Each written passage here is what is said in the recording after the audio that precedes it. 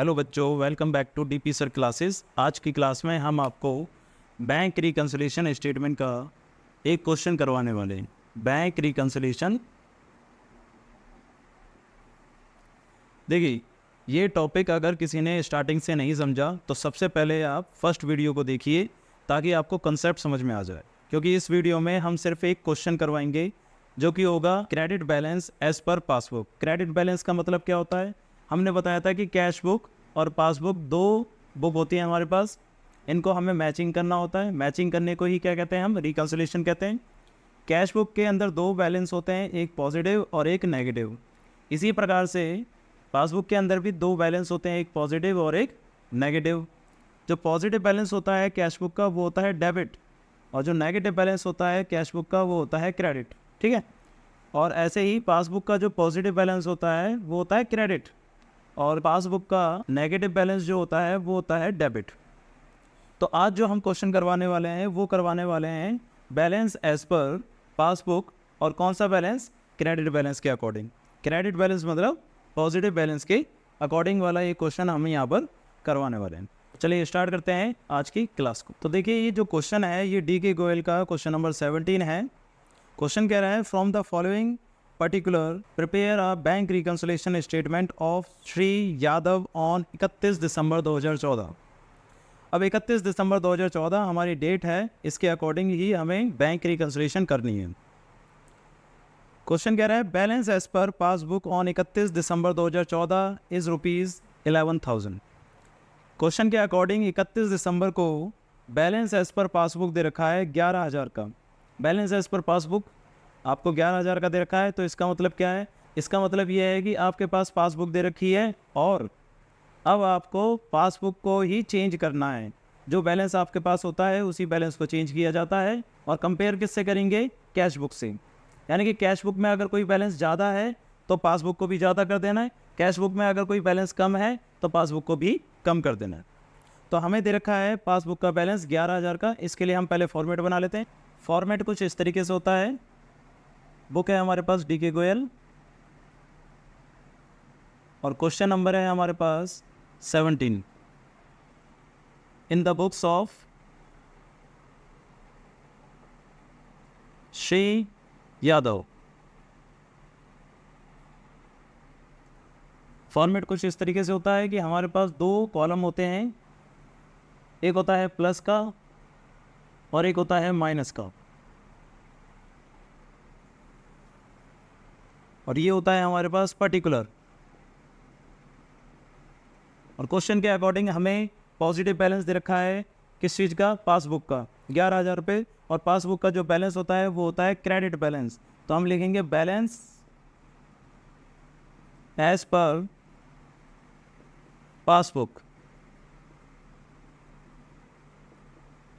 Credit balance दे रखा है यानी कि पॉजिटिव बैलेंस 11,000 रुपये, और आपको डेट याद रखनी है 31 दिसंबर 2014। ठीक है। आगे कह रहा है cheque for ₹6,200 were issued during the month of December. आपने 6,200 का चेक मंथ ऑफ दिसंबर में इशू कर दिया। अब जब आपने इशू कर दिया होगा तो आपने कैश बुक में उसको क्या कर दिया होगा? माइनस कर दिया होगा। But of these cheques ₹900 were presented in the month of January 2015। उसमें से 900 रुपये का जो चेक है वो जनवरी में जाकर प्रेजेंट हुआ है। तो जनवरी में जाके प्रेजेंट हुआ है तो इसका मतलब 31 दिसंबर तक प्रेजेंट नहीं हुआ। ठीक है, 31 दिसंबर तक प्रेजेंट नहीं हुआ का मतलब ये है कि 31 दिसंबर तक बैंक ने 900 रुपये को कम नहीं करा। And one cheque for ₹500 was not presented for payment, और वो 500 रुपये का तो प्रेजेंट हुआ ही नहीं है। इसका मतलब ये है कि 900 रुपये और 500 रुपये का जो चेक है वो बैंक में प्रेजेंट नहीं हुआ।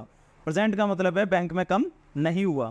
तो कैश, ये कैश बुक है, ये पासबुक है। कैश बुक में हमने 6,200 रुपये माइनस कर दिए और पासबुक में हमने 4,800 रुपये माइनस करे। तो डिफरेंस अभी भी अराइज हो रहा है। तो इसके लिए हम अब किसको चेंज करेंगे? पासबुक को। तो पासबुक को भी क्या कर देंगे? कम कर देंगे। तो पासबुक को 1,400 रुपये से कम कर दिया जाएगा।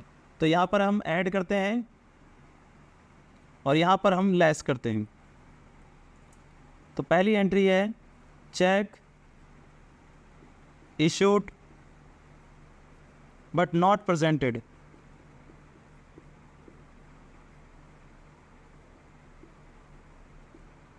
कितने रुपए से? 1400 रुपये से। अगला कह रहा है cheque and cash amounting to ₹5,700 were deposit in the bank during the December but credit was given for 4,700 रुपये ओनली। इसका मतलब यह है कि हमने बैंक में जमा कराए 5,700 रुपये, हमने कैश बुक में लिख दिया कि बैंक में हमने जमा करा दिए 5,700, मगर पासबुक में 4,700 रुपये ही क्रेडिट हुए हैं, यानी कि पासबुक में 4,700 रुपये ही बढ़ाए गए हैं। तो इसका मतलब क्या है? डिफरेंस अराइज हो रहा है यहाँ पर पासबुक और कैश बुक में। हमने 5,700 रुपये कैश बुक में बढ़ा दिए और हमने 4,700 रुपये पासबुक में बढ़ाए हैं, तो डिफरेंस अराइज हो रहा है। लिखा जाएगा चेक डिपॉजिटेड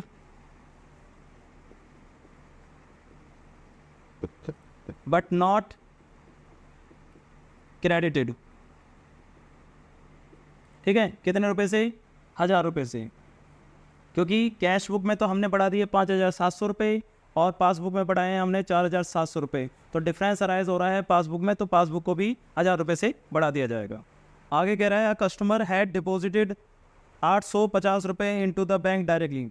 अब देखिए किसी कस्टमर ने डायरेक्टली बैंक में पैसे जमा करा दिए, तो डायरेक्टली बैंक में पैसे जमा करा दिए तो बैंक तो बढ़ गया होगा आपका, बट कैश बुक में कोई इन्फॉर्मेशन नहीं है, तो बैंक बढ़ चुका है, कैश बुक में इफेक्ट नहीं हुआ, तो बैंक तो बढ़ चुका है, कैश बुक में कोई इफेक्ट नहीं हुआ, तो बैंक को भी क्या कर देंगे? कम, क्योंकि अब की बार हमें कैश बुक को देखना है और पासबुक को चेंज। कैश बुक कम है तो पासबुक को भी क्या कर देना है? कम कर देना है। कितने रुपये से? 850 रुपये से। ठीक है, क्योंकि बैंक में डायरेक्टली डिपॉजिट हो चुके हैं और हमें कोई इन्फॉर्मेशन यहाँ पर नहीं है, तो यहाँ पर क्या कर दिया जाएगा? कम कर दिया जाएगा। Amount directly deposited by customer. कितने रुपए? 850 रुपये बैंक में बढ़ चुके होंगे और कैश बुक में कम है, तो बैंक को भी कर देना है कम। अगला कह रहा है the bank credit the merchant. Merchant का मतलब व्यापारी। बैंक ने क्रेडिट करा है मर्चेंट ₹150 रुपये एज इंटरेस्ट। बैंक ने एज इंटरेस्ट 150 रुपये क्रेडिट कर दिए हैं पासबुक में, तो इसका मतलब क्या है? पासबुक को उसने बढ़ा दिया है, कैश बुक कम है तो पासबुक को भी क्या कर देना है? कम कर देना है। बहुत ही सिंपल सा कंसेप्ट है, तो पासबुक को भी क्या कर देंगे हम? कम। Bank credited as interest. कितने रुपए? 150 रुपये। आगे कह रहा है and has debited him ₹4.30 as a bank charges. Bank charges की वजह से 30 रुपये कम भी करें, तो बैंक चार्जेस की वजह से पासबुक को क्या कर देंगे? कम 30 रुपये से। अब क्या है? डिफरेंस अराइज हो रहा है, तो पासबुक को क्या कर देंगे? बढ़ा देंगे, ताकि वो बैलेंस क्या हो जाए? मैच हो जाए, तो यहाँ पर पासबुक को बढ़ा दिया जाएगा। सेकंड, बैंक चार्जेस कितने रुपए से? 30 रुपये से। ठीक है, अब ये सारी एंट्रीज हो चुकी हैं, अब इसको करते हैं हम कैलकुलेट। तो इस तरफ का टोटल कितना होगा हमारा और फिर इस तरफ का टोटल कितना होगा, ये चेक करना है। तो इस तरफ का टोटल आ रहा है 11, 12 और 12,030 रुपये। इस तरफ का टोटल आ रहा है 850 और 150, 1,000 रुपये और 1,400 रुपये, 2,400 रुपये हो जाएगा इस तरफ का। तो इस तरफ का आ गया 2,400 रुपये और इस तरफ का आ रहा है 12,030 रुपये। अब ये जो डिफरेंस अराइज हो रहा है ये किस तरफ आएगा? पॉजिटिव में आएगा, क्योंकि पॉजिटिव का ज़्यादा आ रहा है और नेगेटिव का कम आ रहा है। तो 12,030 रुपये में से 2,400 रुपये माइनस कर देते हैं हम, तो 12,030 रुपये में से 2,400 रुपये माइनस हो जाएंगे, तो आपके आ जाएंगे 9,630 रुपये।